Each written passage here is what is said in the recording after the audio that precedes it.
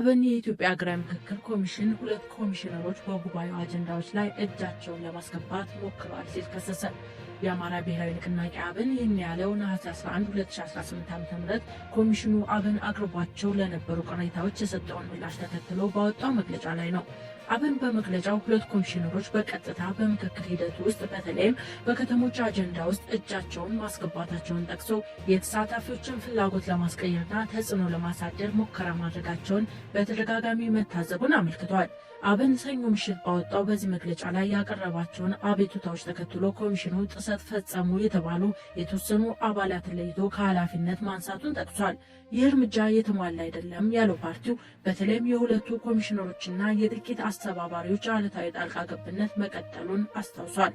ፓርቲው አክሎም የመንግስት አካላት አሰራር ሙሉ በሙሉ አለመታረሙ ቅሬታ ፈጥሮብናል ሲል በመግለጫው ላይ ዳግም አቅርቧል።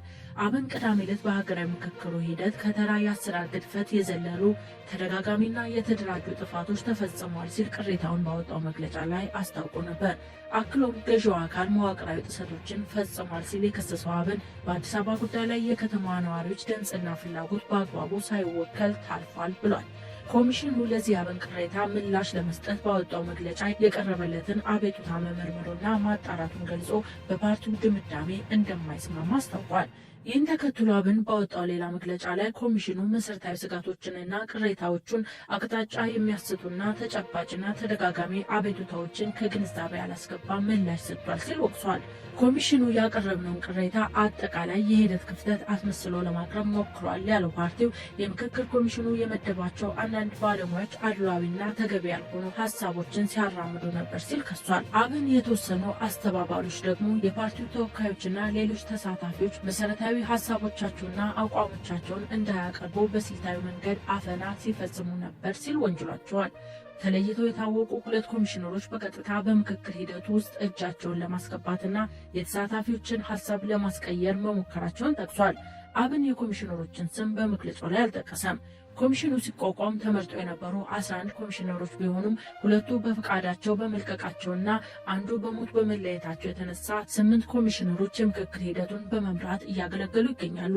በተጨማሪም በኮሚሽኑ የተመደቡ አንዳንድ ባለሙያዎች በምሁርነት ስም አድሏዊና ተገቢ ያልሆኑ ሀሳቦችን ሲያራምዱ እንደነበር በመግለጽ ቅሬታውን አቅርቧል። ፓርቲው በተለይም የሁለቱ ኮሚሽነሮችና የጥቂት አስተባባሪዎች አሉታዊ ጣልቃ ገብነት መቀጠሉን እንዲሁም የመንግስት አካላት አሰራር ሙሉ በሙሉ አለመታረሙ ቅሬታ ፈጥሮብናል ብሏል። የሀገራዊ ምክክር ኮሚሽን አብን ባቀረበው ክስ ላይ ለቢቢሲ ምላሽ ሰጥቷል። ምክትል ዋና ኮሚሽነር ሂሩት ገብረስላሴ ለባልደረባችን ፍሬሕይወት ካሳ በሰጡት ምላሽ ውንጀላውን አጣጥለው በማስረጃ ያልተደገፈ ነው ብለዋል። አንድ ኮሚሽን ለ4 ዓመት በላይ ሲሰራ የቆየበት ጉዳይ ላይ ከገለልተኝነት ወጥተው እንደዚህ አይነት ነገሮች ያደርጋል ተብሎ ሊታሰብ አይገባም። አልሆነምም። ኮሚሽነሮችን በተመለከተ ማለት ነው። ከዛ ውጪ የሚመጡ አንዳንድ ጥያቄዎች፣ አንዳንድ አቤቱታዎች፣ አንዳንድ ቅሬታዎች መልስ እየሰጠን እየሄድን ነው። ብዙ ጊዜ ቁጭ ብለን ከእነሱ ጋር ለመነጋገር ሞክረናል። የተነጋገርንበት ወቅት አለ።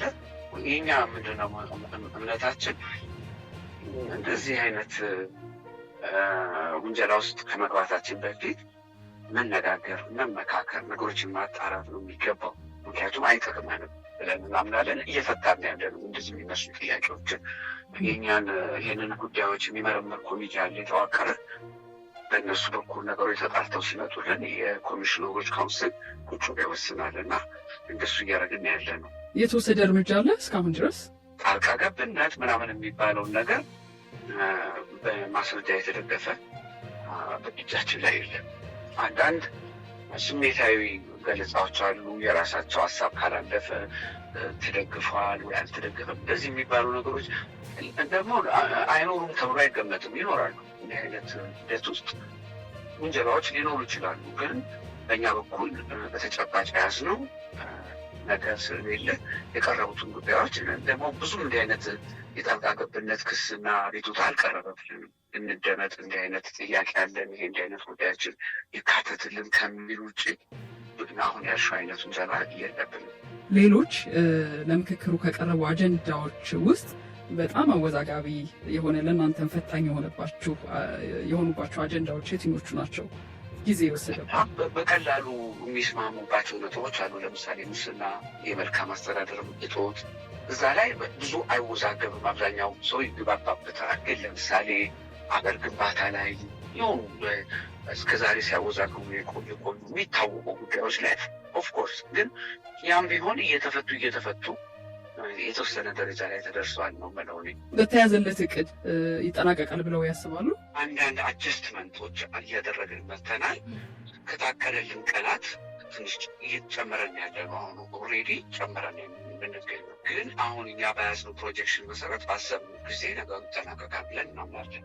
የተያዘ ጊዜ ቀን አለ ወይስ አሁን እየተሻሻለ ሊሄድ ይችላል? እለት ከእለት እያየን ነው የምንወስነው። በሂደር የሚቆዩ አጀንዳዎች ሊኖሩ ይችላሉ ብለው ያስባሉ? በተሰጠን ኃላፊነት መሰረት ህዝቦች የተግባቡባቸው ጉዳዮች ይዘን እንሄዳለን። ያልተግባቡባቸው ደግሞ አልተግባቡባቸው በሚል እናስቀምጣለን ማለት ነው። ስለዚህ ሌላ ምክክር ያስፈልግ ይችላል ማለት ነው። አብዛኛው ጉዳይ ላይ ተግባብቷል ህዝቡ። ከዚህ ጎን ለጎን ሂደቱ ራሱ ህዝቡን የሚያስተምረው ነገር አለ።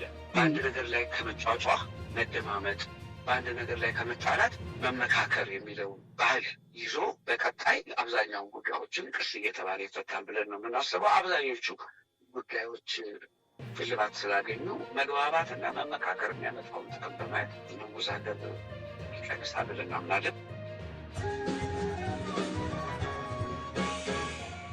በሀገራዊ ምክክሩ ላይ ድሬዳዋ ከተማ በፌዴራል ከተሞች ጉዳይ ስር ምክክር ከተደረገባቸው 2 ከተሞች አንዱ ነው። ከኦሮሚያና ከሶማሌ ክልሎች በተወከሉ የምክክሩ አባላት መካከል በከተማዋ ላይ ከፍተኛ ይገባኛል ክርክር እንደተደረገባት ምንጮች ለቢቢሲ ተናግረዋል። ይሁን እንጂ የአዲስ አበባ ከተማ ጉዳይ ሰፊ መነጋገሪያ መሆኑ የድሬዳዋ ጉዳይ ብዙም ትኩረት እንዳያገኝ አድርጎታል። ለመሆኑ በድሬዳዋ ከተማ ጉዳይ ላይ ሀገራዊ ምክክሩ ከምን ስምምነት ላይ ደረሰ? ተከታዩ ዘገባ መልሳለሁ። የድሬዳዋ ከተማ አስተዳደር በስራ ላይ ባለው የኢትዮጵያ ሕገ መንግሥት አይታወቅ ከ1985 ጀምሮ ለፌዴራል መንግስት ተጠሪ ሆና ስትተዳደር ቆይታለች። ለፌዴራል መንግስት ተጠሪ ሆና መዋቀሯን የሚደነግገው ህጋዊ ሰነድ የድሬዳዋ አስተዳደር ቻርተር አዋጅ በሚል በ1996 የተዘጋጀ ነው። ቻርተሩ የተዘጋጀው ዘላቂ የሆነ ህጋዊ መፍትሄ እስኪገኝ ድረስ የድሬዳዋ ከተማ ለጊዜው ራሱን በራሱ የሚያስተዳድርበት ህጋዊ መሰረት እንዲኖረው ለማስቻል ስለመሆኑ በአዋጁ መግቢያ ላይ ተጠቅሷል። ይህ ቻርተር በተዘጋጀ ማግስት በቀጣዩ ዓመት ከተካሄደው የ97 ምርጫ በኋላ የከተማ አስተዳደር የተለየ ቅርጽ ይዞ ቀጠለ። ይኸውም 40-40-20 በመባል ይታወቃል። የስልጣን ክፍፍል ነው። አሁንም ድረስ ይሰራበታል። በቻርተሩ ውስጥ በግልጽ ባልተጠቀሰው በዚህ የስልጣን ክፍፍል መሰረት የኦሮሞና የሶማሌ ተወላጆች 40-40% የከተማ አስተዳደር ምክር ቤትን ይይዛሉ፣ የካቢኔ ቦታን ይከፋፈላሉ። የተቀረው 20% በከተማው ለሚኖሩ ሌሎች ብሔረሰቦች ይሰጣል። የከንቲባነቱን ቦታ ደግሞ የሁለቱ ብሔሮች ተወላጆች ተራ በተራ እየተፈራረቁ ይይዛሉ። ይህ በፖለቲካዊ ውሳኔ የተተገበረውና ከሁለት አስርታት በላይ የዘለቀው የስልጣን ክፍፍል በብዙዎች ዘንድ ትችት ይሰነዘርበታል። በዚህ ክፍፍል ደስተኛ አለመሆናቸውን ማንነታቸው እንዲታወቅ ያልፈለጉ አስተያየት ሰጪዎች ለቢቢሲ ተናግረዋል። ይህ አካሄድ የከተማዋን እድገት ወደ ኋላ እንዲቀርና የመልካም አስተዳደር ችግር እንዲኖር ከፍተኛ ሚና አለው ብለውም ያምናሉ። የስልጣን ክፍፍሉ የከተማዋን ነዋሪዎችና ተወላጆች ያገለለ ነው ሲሉም ክፉኛ ይተቹታል። ነገር ግን ዋናው የምንፈልገው ሰላማችንን ነው በማለት ይህ ሁኔታ ብዙም እንደማያሳስባቸውም ያነሳሉ። ካነጋገርናቸው ውስጥ ለ40 ዓመታት በድሬዳዋ የኖሩ ሰው ይገኙበታል። ከቅርብ ዓመታት ወዲህ በከተማዋ እየተስተዋለ ላለው አለመረጋጋት ይህን አወቃቀር ተጠያቂ ያደርጋሉ። የሰላምና የፍቅር ተምሳሌት ተደርጋ የምትወሰደዋ ድሬ የበረሃ ገነት የሚልም ቅጽል ተሰጥቷታል። ከ2008 ወዲህ አዲስ ሆናብኛለች ይላሉ እኚህ ነዋሪ። በ2008 ተከስቶ የነበረው እና ለተወሰነ ጊዜ አልፎ አልፎ የተስተዋለው የብሔርና የሃይማኖት ይዘት እንዳለው የገለጹት ግጭት በ40 ዓመታት የከተማዋ ቆይታ አይተውት እንደማያውቁ ይናገራሉ። ለመሆኑ ምክክር ኮሚሽኑ በድሬዳዋ ጉዳይ ላይ ምን ስምምነት ላይ ደረሰ? የድሬዳዋ ጉዳይ የአዲስ አበባን ያህል ባይሆንም ከፍተኛ ጭቅጭቅና ክርክር የተደረገበት ስለመሆኑ በፌዴራል ከተሞች አጀንዳ ላይ በንቃት የተሳተፉ ማንነታቸው ግን እንዲታወቅ ያልፈለጉ ግለሰብ ለቢቢሲ አስረድተዋል። ከሞላ ጎደል በስምምነት አልቋል ያሉት እኚህ ምንጭ ነገር ግን የኦሮሚያ ክልልና የሶማሌ ክልል ተወካዮች ድሬዳዋ የእኛ ነች በሚል የጎላ ሙግት አቅርበው እንደነበር አብራርተዋል። የኦሮሚያ ተወካዮች አፍረንቃሎ የሚባል የኦሮሞ ብሔር ጎሳ መኖሪያ አካባቢ ስለነበረ ለእኛ ይገባል የሚል መከራከሪያ አቅርበው ነበር። ሶማሌዎቹ ደግሞ ኢሳና ጎርጉራ የሚባል የእኛ ብሔረሰብ ብሔረሰብ ጎሳ አባላት የሚኖሩበት ነበር ብለው ተከራክረዋል። የነበረውን ሁኔታ ሲገልጹም በጣም የተካረረ ነበር ይላሉ ክርክሩ። ይህ ተካሮ የነበረው የሁለቱ ክልል ተወካዮች ክርክር እልባት ያገኘው የብልጽግና ፓርቲ ባሳየው አቋም መሆኑን ጠቅሰዋል። ገዢው ፓርቲ አባላቱን በየጊዜው እያገኘ በማወያየት መመሪያ ሲሰጥ እንደነበር መረጃ አለኝ ያሉት የምክክሩ ተሳታፊ በዚህም አዲስ ስምምነት ላይ ደረሱ ብለውናል። ይህን ተከትሎ ብዙ ክርክር ሲደረግበት ነበር ያሉት የድሬዳዋ ጉዳይ በስተመጨረሻ በ250ው ቡድን ላይ ወደ ስምምነት መምጣቱን ተናግረዋል። በዚህም መሰረት ድሬዳዋ ከተማ ተጠሪነቷ ለፌዴራሉ የሆነ በነዋሪዎቿ የምትተዳደር የራሷ ፍርድ ቤትና ፖሊስ ያላት በልማድ ይሰራበት የነበረው 40 በመቶ ከኦሮሞ 40 በመቶ ከሶማሌና 20 በመቶ ከነዋሪዎች የተወከሉ እንዲያስተዳድሯት የሚለው ቀርቶ በነዋሪዎች የተመረጠ አስተዳደር ይምራት የሚል መግባባት ላይ ተደርሷል ብለዋል። በድሬዳዋ ላይ የተደረገው ይህ ስምምነት ወደ 500 ቡድን ያለ ልዩነት በሙሉ ስምምነት ያለፈ አጀንዳ ነው ሲሉም እኚሁ ምንጭ አክለዋል። ስለዚሁ ስምምነት ያነሳንላቸውና ለ40 ዓመታት በድሬዳዋ የኖሩት ግለሰብ ይህ ሐሳብ በምክክር ጉባኤው ጸድቆ ቢተገበር ምኞታቸው እንደሆነ ነግረውናል። ነገር ግን በምክክር ኮሚሽኑ ቢጸድቅ እንኳን ይተገበራል የሚል እምነት የላቸው። በምን ዕድላችን የሚሉት ግለሰቡ ነባሩ አካሄድ በፍጹም ይቀራል ብዬ አላስብም ሲሉ ስጋታቸውን ከወዲሁ ገልጸውልናል። ለዚህም ምክንያታቸውን ሲጠቅሱ እነሱ የስልጣን ሽሚያ ላይ ነው ትኩረት የሚያደርጉት ብለውናል።